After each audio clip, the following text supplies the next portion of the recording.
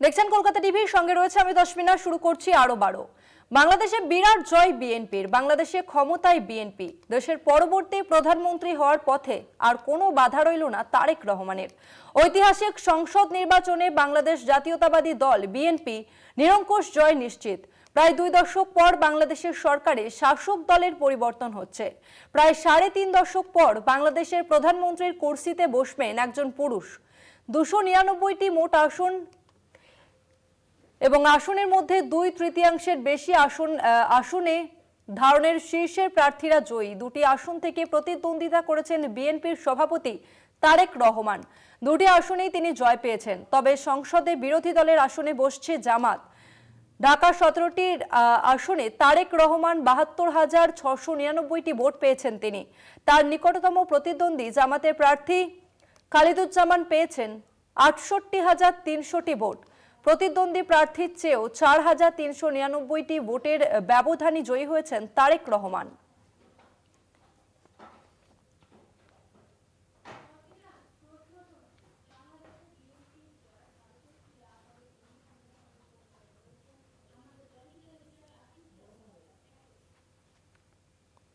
আমরা কথা বলবো, আমাদের সঙ্গে ফোন লাইনে রয়েছেন কলকাতা টিভির পলিটিক্যাল এডিটর আশিস চট্টোপাধ্যায়। আশিস দা, 20 বছর পর ক্ষমতায় ফিরতে চলেছে বিএনপি, সেক্ষেত্রে ভারতের কি লাভ হবে? ভারতের সঙ্গে বাংলাদেশের সম্পর্কের যে দীর্ঘ ইতিহাস রয়েছে, 71 সালে বাংলাদেশ গঠিত হবার পর থেকে, সেই ইতিহাসে নতুন কি পরিবর্তন আসতে পারে তা নিয়ে ইতিমধ্যেই বিশেষজ্ঞ মহলে, কূটনীতিক মহলে ব্যাপক চর্চা চলছে। যে দল জয়ী হয়েছে বিএনপি, তার সর্বোচ্চ নেতা তারেক রহমান, এর পিতা এই বাংলাদেশ মুক্তিযুদ্ধের অন্যতম প্রধান সেনাপতি ছিলেন এবং তিনি দেশের প্রেসিডেন্টও হয়েছিলেন। তার নাম জিয়াউর রহমান প্রয়াত। এই তারেক রহমানের মা খালেদা জিয়া, তিনিও একাধিকবার বাংলাদেশের প্রধানমন্ত্রী হয়েছেন। সুতরাং তারেক রহমান এই সব ব্যাপার, সরকার চালানো ইত্যাদির একেবারে বাইরের বৃত্তের কোনো লোক নয়। তিনি বুঝতে পারেন যে এগুলো অনেক সংবেদনশীল ব্যাপার এবং সংবেদনশীল হাতে সেগুলোর সমাধান দরকার। এই রকম বোধ সম্পন্ন পরিবার থেকেই তারেক রহমান এসেছেন। তার বয়সও যথেষ্ট, 60 বছর বয়স তার।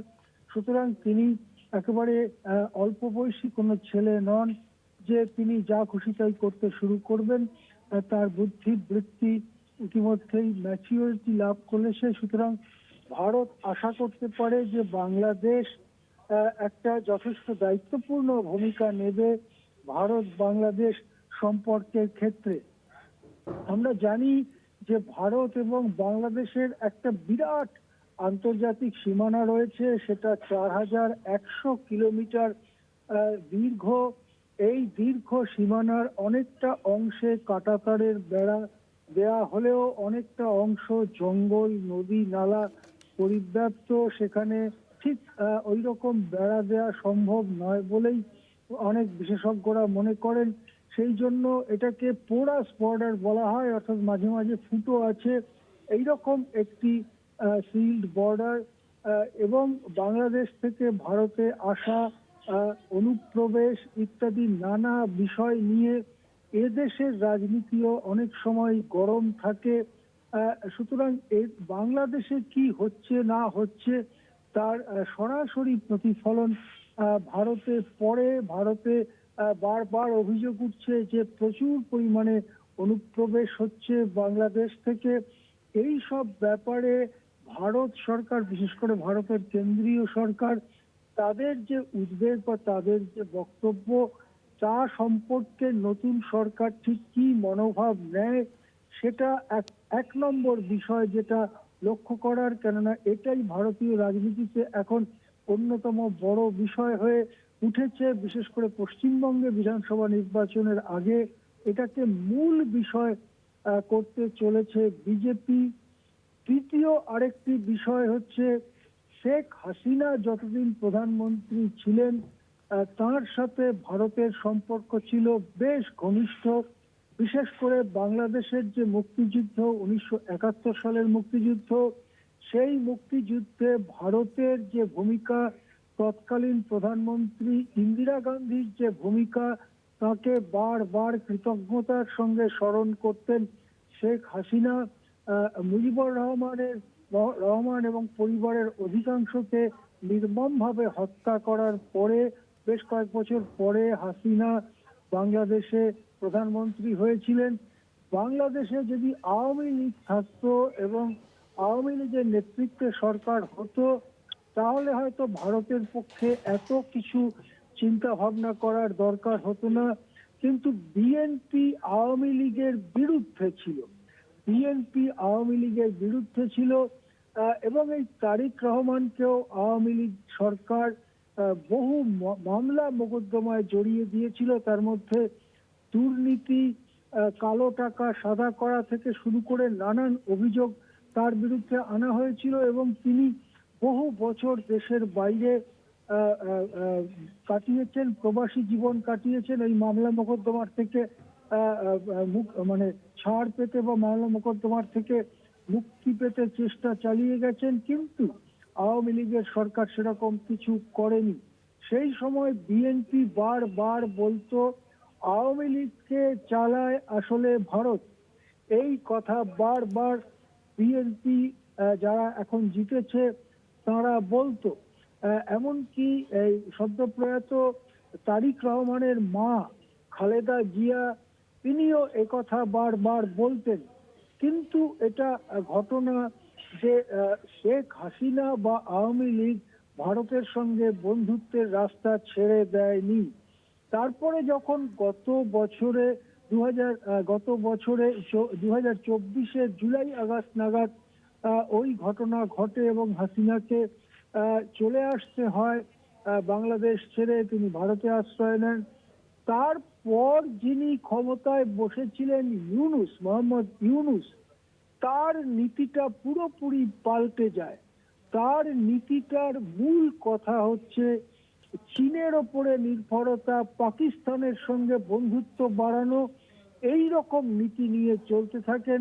এবং ইউনূস মাঝে মাঝে এমন কথা বলেছেন ভারতের উত্তর পূর্বাঞ্চল নিয়ে, চীনের বেজিং এ বসে তিনি এমন সব মন্তব্য করেছেন যা অত্যন্ত অন্যায় এবং স্পর্ধা দেখানোর মতো।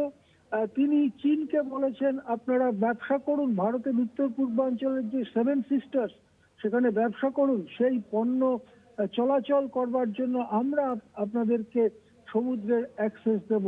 ভারতের 7 সিস্টার্স উত্তর পূর্বাঞ্চলের রাজ্যগুলো নিয়ে বলবার কে মোহাম্মদ ইউনূস? এই সমস্ত প্রশ্ন উঠেছে। বহু বহু বছর পরে পাকিস্তানের সঙ্গে ইউনূসের আমলেই বাংলাদেশের বাণিজ্য শুরু হয়, এমনকি অস্ত্র পাকিস্তান বিক্রি করবে বাংলাদেশকে, এই ধরনের কথাবার্তাও ওঠে। এই পরিপ্রেক্ষিতে যেটা বলা হতে থাকে সেটা হচ্ছে ইউনূসের আমলে চীন, বাংলাদেশ, পাকিস্তান অক্ষ তৈরি হচ্ছে, অক্ষ বা অ্যাক্সিস। চীন, পাকিস্তান, বাংলাদেশ অক্ষ যদি ভারতকে ঘিরে ধরে, কেননা আমাদের মনে রাখতে হবে আমাদের যে সীমান্ত, তার একদিকে চীন, তারপরে বাংলাদেশ, পাকিস্তান, তাদের সঙ্গেই মূলত আমাদের সীমানার 80% বেশি, মানে স্থল সীমানার 80% বেশি। সেই জন্যে এই তিনটে দেশের মধ্যে যদি একটা অ্যাক্সিস অক্ষ গড়ে ওঠে, তাহলে সেটা, এবং তার মুখ যদি হয় দিল্লি বিরোধী, ভারত বিরোধী, তাহলে অবশ্যই সেটা একটা দুশ্চিন্তার বিষয়। সুতরাং তারেক রহমানের নেতৃত্বে সরকার গঠিত হলে তারা কি চীনের ওপরে যে নির্ভরতা তা আরো বাড়াবেন নাকি বাড়াবেন না? তারা পাকিস্তানের সঙ্গে যে বন্ধুত্ব, সে বন্ধুত্ব কি আরো বাড়াবেন না বাড়াবেন না? এটা মনে রাখার বিষয়, তারেক রহমানের বাবা মুক্তিযোদ্ধার অন্যতম প্রধান সেনাপতি ছিলেন। সুতরাং মুক্তিযুদ্ধের, 71-এর মুক্তিযুদ্ধের যে স্পিরিট, মুক্তিযুদ্ধের যে আওয়াজ, মুক্তিযুদ্ধের যে প্রাণ, সেটা তারিক রহমানের পরিবারেও রয়েছে। সুতরাং তারা পাকিস্তানকে কিভাবে ক্ষমা করে দেবেন? ৩০ লক্ষ মানুষকে খুন করেছিল পাকিস্তান বাহিনী এবং রাজাকাররা ১৯৭১ সালে, সেটাই বা কি করে তারিক রহমান ভুলবেন? যদি না ভুলতে পারেন তাহলে হয়তো পাকিস্তানের সাথে বাংলাদেশের যে ঘনিষ্ঠতার দিকে মোহাম্মদ ইউনূস চলছিলেন তা থেকে খানিকটা সরতে পারেন তারিক রহমান, এবং সেটা অবশ্যই ভারতের পক্ষে একটা ভালো ব্যাপার হবে। তবে চীন অনেক বড় আর্থিক শক্তি, ভৌগোলিক শক্তি, সামরিক শক্তি। চীনের সঙ্গে বাংলাদেশের যে সম্পর্ক তৈরি হয়েছে তার খুব বেশি এদিক ওদিক না হবার সম্ভাবনাই রয়েছে। সবশেষে যে বিষয়টা আসে সেটা হচ্ছে ভারতের সাথে যে ব্যাপক ব্যবসা বাণিজ্যের সম্পর্ক গড়ে উঠেছিল হাসিনার আমলে, আওয়ামী লীগের আমলে, তা থেকে খানিকটা পিছিয়ে এসেছিল দুটো দেশই। নানা রকম ব্যবস্থা গ্রহণের মধ্যে দিয়ে ভারতও পিছিয়ে ছিল, বাংলাদেশও পিছিয়ে ছিল। অবশেষে যখন একটা নির্বাচিত সরকার বিপুলভাবে ভোট পেয়ে নির্বাচিত সরকার ক্ষমতায় আসছে, তখন কি আবার ব্যবসা বাণিজ্যের ক্ষেত্রে আগের পরিস্থিতিতে ফিরে যেতে পারে এই দুটি দেশ? সেই সমস্ত প্রশ্ন রয়েছে, যেটা অনেকেই আশা করছেন যে জামাতের তুলনায় বিএনপির জেতাটা ভালো। জামাত যদি জিতত তাহলে সেটা ভারতের পক্ষে সরাসরি একটা হুমকি, একটা ভীতির পরিস্থিতি তৈরি করতে পারত। কিন্তু জামাত জেতেনি, বিএনপি জিতেছে, এটা অবশ্যই মন্দের ভালো। এটা আশা করা যায় না যে আওয়ামী লীগের মতোই ভূমিকা পালন করবে বিএনপি, কিন্তু এটাও আশা করা যায় না যে পাকিস্তানের সাথে দারুণ দহরম মহরম করবেন তারিক রহমান।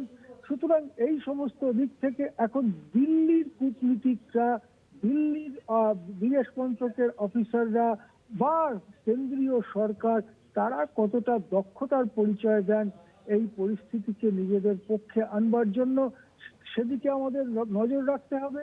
আমরা দেখেছি ফলাফল পুরো ঘোষণা হবার আগেই ভারতের প্রধানমন্ত্রী তিনি তারিক রহমানকে শুভেচ্ছা বার্তা পাঠিয়েছেন এবং সেখানে খুব গুরুত্বপূর্ণ কথা বলেছেন, সবাইকে নিয়ে চলবে, গণতান্ত্রিকভাবে নির্বাচিত এমন বাংলাদেশকেই ভারত সমর্থন করবে। অর্থাৎ ভারত এটাও বলেছে সবাইকে নিয়ে যারা চলবে না বা গণতন্ত্র যে বাংলাদেশে থাকবে না তাদের পাশে ভারত থাকবে না, এই কথাটাও পরোক্ষে ভারতের প্রধানমন্ত্রী নরেন্দ্র মোদীর বার্তার মধ্যে রয়েছে। স্বভাবতই আমরা সকলেই আশা করব বাংলাদেশের সঙ্গে ভারতের সম্পর্ক ধীরে ধীরে স্বাভাবিক হবে। আরেকটা বড় প্রশ্ন, মোহাম্মদ ইউনূসের কি হবে? মোহাম্মদ ইউনূসকে কি কোনোভাবে সরকারের অংশীদার করে রাখার কথা ভাববে বিএনপি?